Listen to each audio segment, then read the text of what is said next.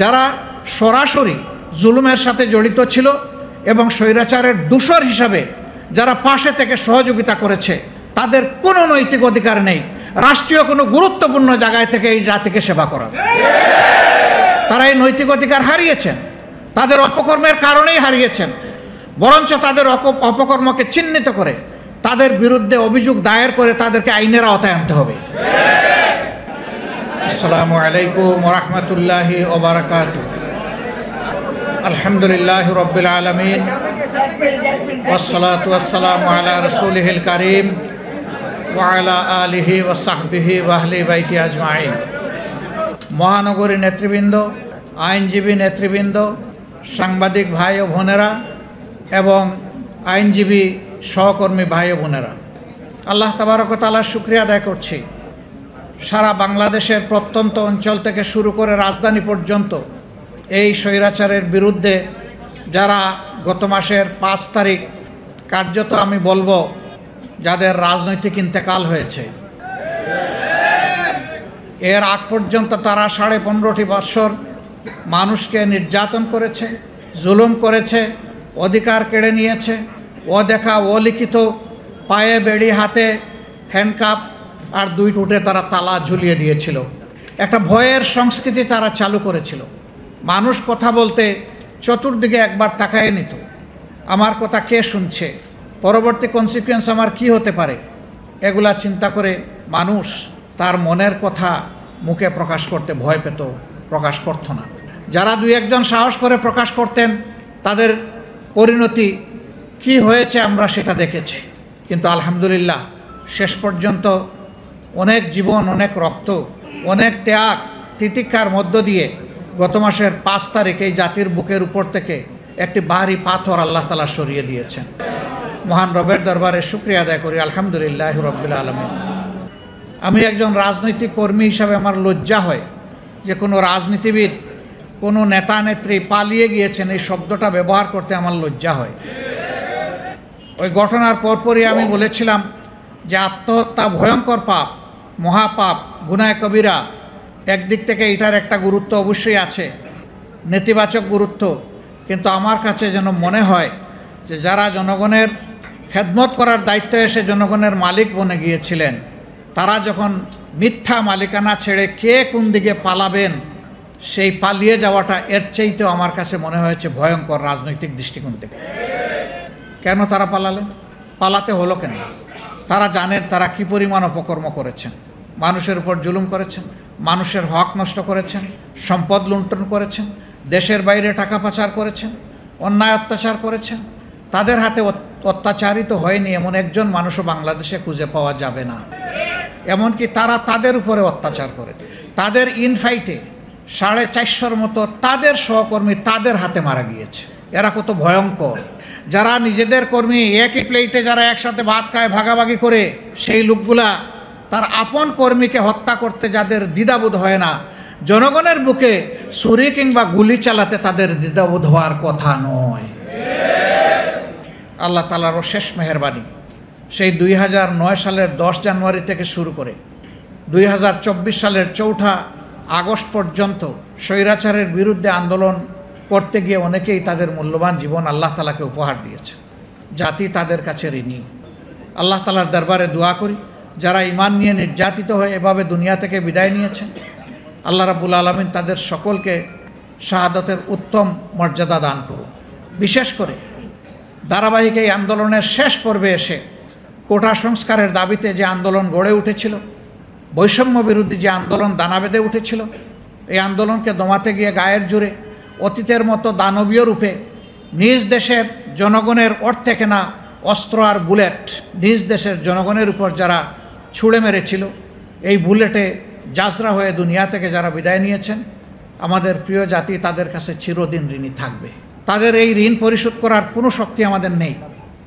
আল্লাহ তাআলার দরবারে দোয়া করি আল্লাহ তাদেরকে শহীদের বিশেষ মর্যাদা দান করুন এবং তাদের আপনজনদেরকে আল্লাহ তাআলা উত্তম ধৈর্য ধরার তৌফিক দান করুন। এই হাজারো শহীদের পাশাপাশি লাখো লাখো তরুণ ছাত্র জনতা, আপামর মানুষ, 1.5 মাসের শিশু থেকে 90 বছরের বৃদ্ধ পর্যন্ত রাস্তায় নেমে যারা স্বৈরাচারের বিরুদ্ধে লড়াই করেছেন, আমি তাদের প্রতি গভীর কৃতজ্ঞতা জ্ঞাপন করছি। তারাও আমাদের জাতীয় বীর, শহীদরা আমাদের জাতীয় বীর, তারাও আমাদের জাতীয় বীর। তাদের কারণেই আজকে আমাদের এই সমাবেশ সম্ভব হচ্ছে। আমি আরেকবার আল্লাহর দরবারে শুকরিয়া আদায় করি এবং তাদের প্রতি কৃতজ্ঞতা আদায় করি। সম্মানিত ভাই ও বোনেরা, আমাকে সাংবাদিক বন্ধুগণ কখনো কখনো প্রশ্ন করেছেন যে এই আন্দোলনে আপনাদের অংশগ্রহণ ছিল, আমরা জানি আপনাদের দলের কি পরিমাণ লোক শহীদ হয়েছেন।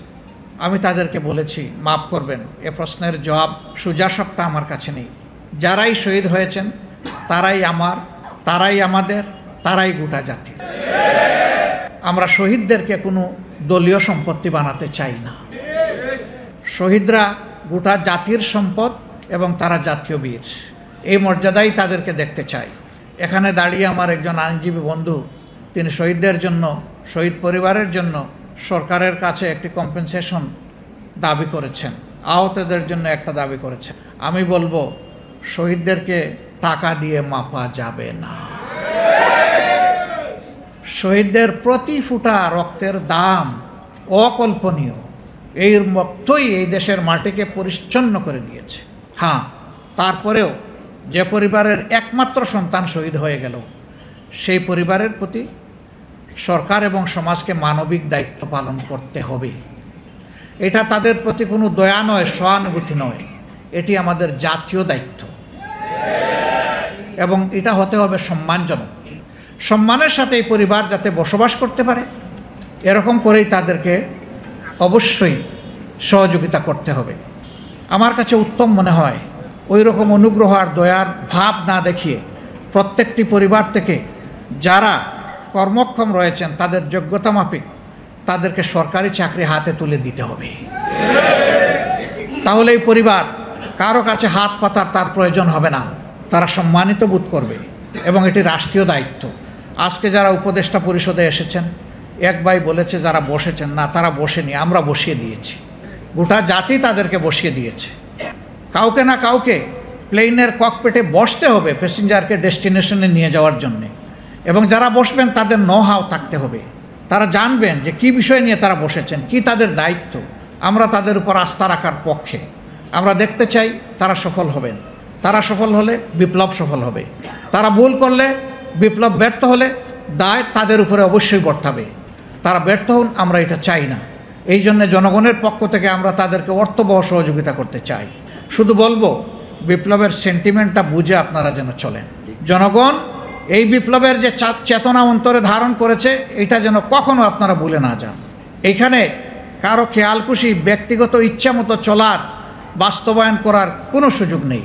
ইতিমধ্যে বিভিন্ন জায়গায় পুনর্বিন্যাস করা হয়েছে, কিছু সংস্কার আনা হয়েছে এবং ব্যাপক অসন্তোষ কোনো কোনো ক্ষেত্রে দেখা দিয়েছে। কেন এটি হবে? এই ব্যাপারে যথেষ্ট সতর্কতা অবলম্বন করা উচিত। যারা সরাসরি জুলুমের সাথে জড়িত ছিল এবং স্বৈরাচারের দূষর হিসাবে যারা পাশে থেকে সহযোগিতা করেছে, তাদের কোনো নৈতিক অধিকার নেই রাষ্ট্রীয় কোনো গুরুত্বপূর্ণ জায়গায় থেকে এই জাতিকে সেবা করার। তারা এই নৈতিক অধিকার হারিয়েছেন, তাদের অপকর্মের কারণেই হারিয়েছেন। বরঞ্চ তাদের অপকর্মকে চিহ্নিত করে তাদের বিরুদ্ধে অভিযোগ দায়ের করে তাদেরকে আইনের আওতায় আনতে হবে। যদি একরকমটি করা হয়, আগামীতে কোনো সরকার স্বৈরাচারী হতে পারবে না, আর স্বৈরাচারের দূষর হওয়ার দুঃসাহস কেউ দেখাবে না। সংগ্রামী ভাই ও বোনেরা, আপনারা যোদ্ধা। বলা হয় যে আইনি লড়াই, লড়াই কে করে? যে যোদ্ধা সেই তো লড়াই করে। এই যুদ্ধের ব্যাপারে আল্লাহ তাআলার ফায়সালা কি? আউযু বিল্লাহি মিনাশ শাইতানির রাজিম। আল্লাহু ইয়া'মুরুকুম বিল আদলি ওয়াল ইহসান। আল্লাহ তাআলা হুকুম করছেন, নির্দেশ দিচ্ছেন, তোমরা যেন সমাজে ন্যায় বিচার এবং সম্প্রীতি স্থাপন করো। ন্যায় বিচারটা আগে এসেছে, ইহসানটা পরে এসেছে। ইহসান কারো দাবি নয়, কারো অধিকার নয়। ইহসান কাউকে অতিরিক্ত ভালোবাসা অথবা তার কল্যাণ কামনা করা। কিন্তু ন্যায় বিচার এটা আমার প্রাপ্য। এই যে গণহত্যা হয়ে গেল, এই গণহত্যাকারী যারা, এর মাস্টার মাইন্ড যারা, সুপ্রিম কমান্ড রেসপন্সিবিলিটি যাদের উপর পড়ে এবং যারা গণহত্যা সংগঠন করেছেন পারপিট্রেটর হিসাবে, তাদের সকলকে আইনের আওতায় আনতে হবে। আমরা আইন হাতে তুলে নেওয়ার পক্ষে নই। প্রতিহিংসার রাজনীতি আমরা চাই না, প্রতিশোধের রাজনীতি আমরা চাই না, কিন্তু অন্যায়ের প্রতিকার আমরা চাই। সমাজে ন্যায় বিচার প্রতিষ্ঠিত হোক, তা আমরা চাই। এরা যদি রক্ষা পেয়ে যায়, তাহলে আগামীতে এই রাস্তা খোলা থাকবে। আর কিছুদিন পরপরই এইরকম গণ অভ্যুত্থানের প্রয়োজন হবে। আমরা আল্লাহর কাছে দোয়া করি এটি যেন বাংলাদেশের জনগণের জন্য শেষ গণ অভ্যুত্থান হয়, আর যেন এত রক্ত ঢেলে দেওয়ার প্রয়োজন না হয়। সংগ্রামী ভাই বোনেরা, এখানে সাংবাদিক সমাজ আছে, তারাও নির্যাতিত হয়েছেন, দেশে হয়েছেন, বিদেশে হয়েছেন। বিদেশেও সন্ত্রাসী গুন্ডা লেলিয়ে দেওয়া হয়েছে। আমি স্বচক্ষে একবার এটা প্রত্যক্ষ করার সুযোগ আমার হয়েছিল। আমি ইংল্যান্ড থেকে ফিরবো হিথ্রো এয়ারপোর্টে, দুইজন মানুষ ছায়ার মতো আমার সামনে যায় একবার, পিছনে যায় একবার, ডাইনে একবার, বায়ে একবার। আমি ডাকলাম, ডাকিয়া বললাম যে আর ইউ বাংলাদেশি? বলে ইয়েস। Are you Angel? এখন থেকে হা করে আমার দিকে তাকায়। আমি বললাম আপনারা কি ফিরিস্তা? কেন এটা বলছেন? আমি বললাম তো আল্লাহ তো ফিরিস্তা লাগাই রাখছেন দুইজন, তা আপনারা কারা? একবার ডাইনে দেখি, একবার বামে দেখি, একবার সামনে দেখি, একবার পিছনে দেখি, আপনারা কারা? কিছু বলে না। আমি বললাম আপনারা কি বাংলাদেশ মিশনে এখানে আসেন? কয় জি। তা আমি বললাম যে আপনাদেরকে তাইলে আমার পিছনে লাগিয়ে দেওয়া হয়েছে নাকি? কিছু বলে না। আমি বললাম যে দেখেন, আপনাদের এই ঘোরাঘুরি আমার অপছন্দ এবং এটা অভদ্রতা। আমাকে ছেড়ে দেন, আমার পাশে ঘুরবেন না, যা পারেন ইচ্ছা করেন। আমি দেশের একজন নাগরিক। আমি আরেকটা দেশে গিয়েছি আমি ট্রাভেল করতে, সেখানে আমার সাধারণ একটা মানুষ আমি আমার পিছনে লাগাই দেওয়া হয়েছে দুইজনকে। এইভাবে দেশে কিংবা বিদেশে বাংলাদেশের কোনো মানুষ, হোক সে স্বদেশী, হোক সে প্রবাসী, হোক সে নিবাসী, সকলের শান্তি কেড়ে নেওয়া হয়েছিল। একজন সাংবাদিক বিদেশ থেকে অন্যায়ের বিরুদ্ধে প্রতিবাদ করেছেন, তার পরিবারের সদস্যকে হেনস্থা করা হয়েছে। দেশের মা বোনদেরকেও রেহাই দেওয়া হয়নি, তাদের ইজ্জত নিয়ে টানাটানি করা হয়েছে। আমরা নিন্দা জানাই। ক্ষমতায় বসা একজন বলতেন আমি মাদের কষ্ট বুঝি। তিনি বলতেন যে আমি মা হারিয়েছি, বাপ হারিয়েছি, আমি এরকম সন্তান হারা মা বাপের কষ্ট বুঝি, কিন্তু প্রমাণ তো পেলাম না। আপনি শেষ মুহূর্তেও তো লাল চোখ দিয়ে খুনেরই নির্দেশ দিয়ে গেলেন। শেষ মুহূর্ত পর্যন্ত আপনি কামড় দিয়ে চেষ্টা করলেন। মানুষ খুন করে যত হাজার হোক, লাখ হোক, আপনাকেই ক্ষমতায় থাকতে হবে। কেন আপনাকেই থাকতে হবে? কেন? আপনারা বলতেন যে আমরা দেশকে উন্নয়নের রোল মডেল বানিয়েছি বিশ্বের বুকে, বিশ্ব এখন আমাদেরকে হিংসা করে আমাদের উন্নয়ন দেখে। আরও বলতেন আমরা এখন উন্নয়নের মহাসড়ক, মোটরওয়েতে আমরা উঠে গেছি। আজকে কি অবস্থা জাতির? সবগুলা ব্যাংক, আর্থিক প্রতিষ্ঠান একদম ফুকলা এবং ধ্বংস করা হয়েছে। বাঘ বাটুরা করে মা খালা ভাই বোন সবার মধ্যে বানরের পিঠা বাগাবাগি করা হয়েছে। আজকে মাঝে মাঝেই শুনতে হয় ব্যাংকের সর্বোচ্চ গার্জিয়ান ব্যক্তিটি বলেন যে কোনো সময় কয়েকটা ব্যাংক বন্ধ হয়ে যেতে পারে। কাদের কারণে? এরা কারা? প্রত্যেকটি দেখবেন যে শাড়ির নিচে লুকানো ছিল। এদেরকে ইমিউনিটি দেওয়া হয়েছে। সবচাইতে বড় ডাকাতের ব্যাপারে কোনো তদন্ত যাতে না হয়, সুপ্রিম কোর্ট কিভাবে তার উপরে এম্বার্গো দিল আমরা বুঝলাম না। তার বিরুদ্ধে কোনো তদন্ত চলবে না। এটা কি কোনো কোর্ট? এটা তো টেনিস কোর্ট নয় যে আপনি জাতিকে নিয়ে খেলবেন। এটা তো অ্যাপেক্স কোর্ট। এখানে তো আইন অনুযায়ী চলবে, কিন্তু আইনকেও দালালির চরম সীমায় নিয়ে যাওয়া হয়েছিল। এই জন্য আইন অঙ্গনে দাঁড়াই একজন বিচারপতি বলতে পারেন যে আমরা শপথবদ্ধ রাজনীতিবিদ। আপনার যদি রাজনীতি করার ইচ্ছা থাকে তো আপনি ওই গাউনটা ছেড়ে চলে আসেন। আপনি বেঞ্চে বসেন কেন? আপনি বারে এসে বসেন। বারে থেকে আপনি রাজনীতি করলে আপনাকে কেউ নিষেধ করবে না, কিন্তু যতক্ষণ পর্যন্ত আপনি বেঞ্চে বসে থাকবেন আপনি কথা বলার কোনো অধিকার রাখেন না। এর বিরুদ্ধে আইনজীবীরা যারা প্রতিবাদ করেছিল মামলা তাদের বিরুদ্ধে হয়েছে। যেখানে এই বিচারপতির 1 সেকেন্ড এই কথা বলার পরে তার আসনে বসার নৈতিক এবং আইনগত বৈধতা তিনি হারিয়েছেন, তার চলে যাওয়া উচিত ছিল। তাকে প্রোটেকশন দেওয়া হয়েছে, আর প্রতিবাদ যারা করেছেন অন্যায়ের তাদের বিরুদ্ধে মামলা দায়ের করা হয়েছে। সবসময় আমরা শুনতাম বিচার বিভাগ স্বাধীন, আমরা শুনতাম কেউ আইনের ঊর্ধ্বে নয়, আইন সবার জন্য সমান। এখন একটু সমান হবে ইনশাআল্লাহ। আইনটা কেমন সমান তখন তো বুঝেন নাই, এখন যার যার প্রাপ্য ন্যায় অনুযায়ী আপনাদের বোঝা উচিত আমরা মনে করি। তবে হ্যাঁ, আমরা যে কোনো জুলুমের বিরুদ্ধে। মামলা যারা করবেন তাদের প্রতি আমাদের অনুরোধ, বুঝে শুনে করবেন। একটা মানুষকে অন্যায়ভাবে মামলার আসামি বানাবেন। 100টা পাপীর সাথে একজন নিষ্পাপ মানুষকে যদি জুড়ে দেন আপনি চরম জুলুম করলেন। এই কাজ করা হোক এটা আমরা চাই না। মামলা নিয়ে কোনো অন্য কিছু করা হোক এটা আমাদের একেবারেই অপছন্দ। এই জন্য আমরা আমাদের প্রিয় সংগঠনকে বলেছি, যদিও আমরা সবচেয়ে বেশি মজলুম, কিন্তু এই ক্ষেত্রে আমাদেরকে চরম সতর্কতার পরিচয় দিতে হবে। এক আল্লাহকে ভয় করে কোনো মানুষের হক যাতে নষ্ট না হয় সেই দিকে খেয়াল রেখে কেউ যদি মামলা করেন আমরা তাদেরকে সর্বাত্মক আইনি সহযোগিতা দেবো ইনশাআল্লাহ। তাদের পাশে থাকব। তাদের পাশে থেকে সমান তালে লড়াই করব। কিন্তু আমরা যদি লক্ষ্য করি কেউ মতলব হাসিলের জন্য অন্য কিছু করছেন, আমরা তার সাথে নেই। কথা আমাদের একদম সাফসফা। সম্মানিত আইনজীবী বন্ধুগণ, ভাই ও বোনেরা, আপনারা যে জায়গাটায় বসে আছেন, আপনারা আগুনের উপর দাঁড়িয়ে আছেন। নিচে আগুন, সামনে জান্নাত। আল্লাহ রাব্বুল আলামিন যাদেরকে অগ্রিম জান্নাতের সুসংবাদ দিয়েছেন, ইয়ামুত তালাকে, ময়দানে হাসরে, যেদিন কোনো ছায়া থাকবে না, মানুষগুলা নিজের ঘামে ডুবতে থাকবে, সাঁতরাতে থাকবে, সেদিন 7 সম্প্রদায়ের মানুষের জন্য সুসংবাদ। এর মাঝে প্রথমেই বলা হয়েছে ন্যায়পরায়ণ বিচারক।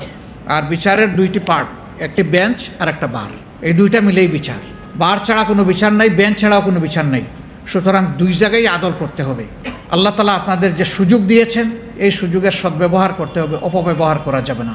দুনিয়ার কোনো লোভে, অর্থের লোভে, পদের লোভে, পদের গরমে, অর্থের গরমে কাউকে হ্যারাস করা যাবে না। নৈতিক এই মানদণ্ড অবশ্যই বহাল রাখতে হবে। বিশেষ করে বাংলাদেশ জামাতে ইসলামীকে যারা ভালোবাসেন, যারা সমর্থন করেন, এই সংগঠনের সাথে মিশে যারা কাজ করেন, তাদের কাছে আমাদের আন্তরিক অনুরোধ যে এই বিষয়ে আপনারা সত্যের উপর অবিচল থাকবেন এবং সত্য থেকে এক চুল পরিমাণ আপনারা নড়বেন না। তাহলে ইনশাআল্লাহ আপনারা সত্যকে আদালতে প্রতিষ্ঠিত করতে পারবেন এবং আদালত আদলের উপরে প্রতিষ্ঠিত হবে ইনশাআল্লাহ।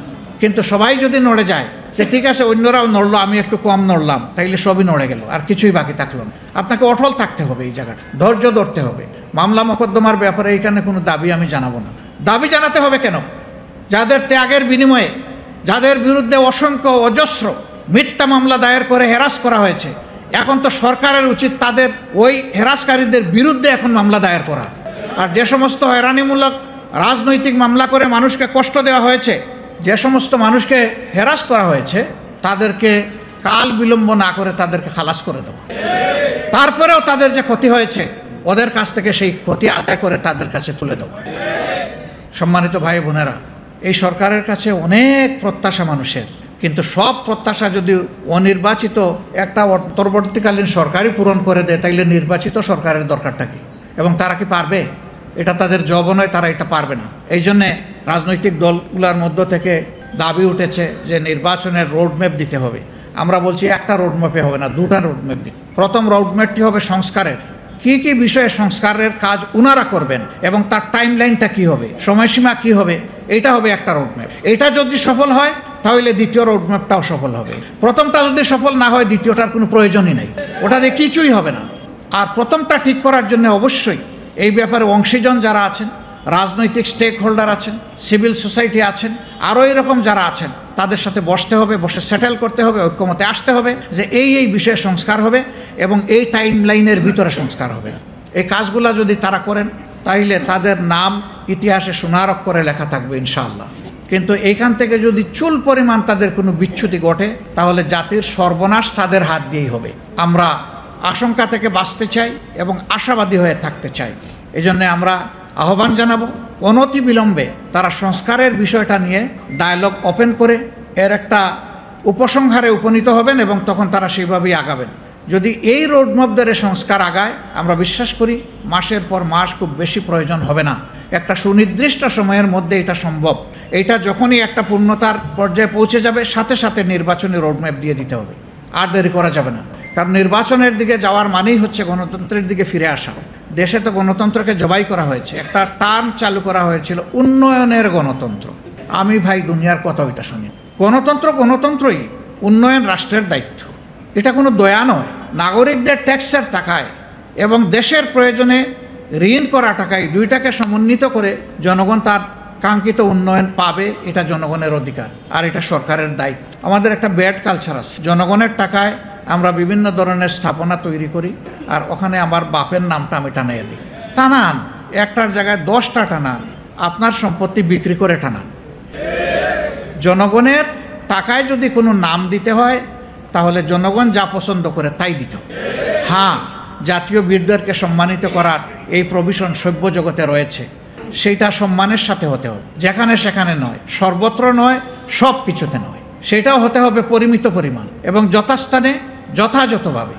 আর পালা বদলের সাথে সাথে নাম বদলের এই কালচার, এটাও কোনো ভালো লক্ষণ না।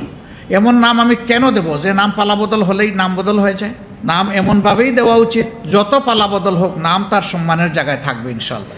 যখন এইটাকে যৌক্তিকভাবে বস্তুনিষ্ঠভাবে করা হয় তখন নামের উপর কেউ হাত দেয় না, কিন্তু যখন মতলব হাসিল করার জন্য করা হয় তখন কিন্তু এই বিপত্তি ঘটে। আমাদের সমস্যা হলো নির্বাচনের আগে আমরা হাত জুড়ে মাপ চাই, সবার সাহায্য চাই।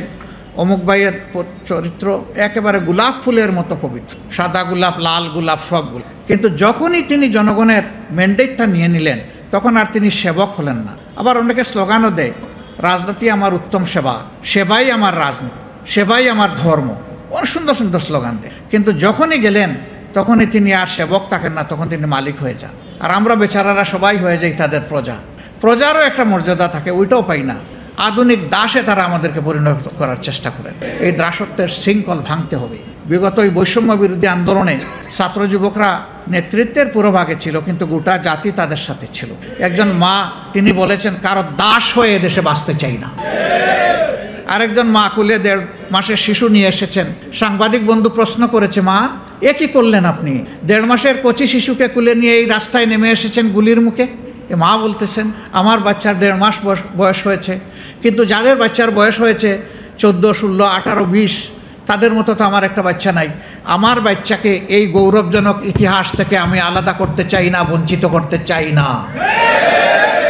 20 বছরের যুবক যদি গুলি খেয়ে শহীদ হয়, আল্লাহ ইচ্ছা করলে আমার বাচ্চাকেও শহীদ হিসাবে কবুল করবেন। এই আন্দোলন কিন্তু এভাবেই তার শক্তি খুঁজে পেয়েছিল। এইটা কারো মোটিভেশনে হয়নি, বরঞ্চ যারা জুলুম করেছিলেন জুলুমের বিস্ফোরণ ঘটেছিল সেদিন। সম্মানিত ভাই ও বোনেরা, আমি শুধু আপনাদের কাছে অনুরোধ করব, দেশটা আমাদের সবার। আসুন আমরা দেশটাকে সবাই মিলে ঐক্যবদ্ধ হয়ে গড়ে তুলি। আমরা এখানে কোনো বিভাজন চাই না। জাতিকে বিভক্ত করে যারা, তারা জাতির দুশ্মন। জাতিকে ঐক্যবদ্ধ করতে হবে। ঐক্যবদ্ধ জাতির ভিতরে যারা দোষ করবেন, অন্যায় করবেন, অপরাধ করবেন, আইন অনুযায়ী তাদের বিরুদ্ধে প্রতিকার নেওয়া হবে, কিন্তু জাতিকে ঐক্যবদ্ধ রাখতে হবে। অমুক অচ্ছুত, তমুক অচ্ছুত, অমুক এই তমুক সেই, এই সমস্ত রাজনৈতিক ব্যবসা আর আমরা দেখতে চাই না।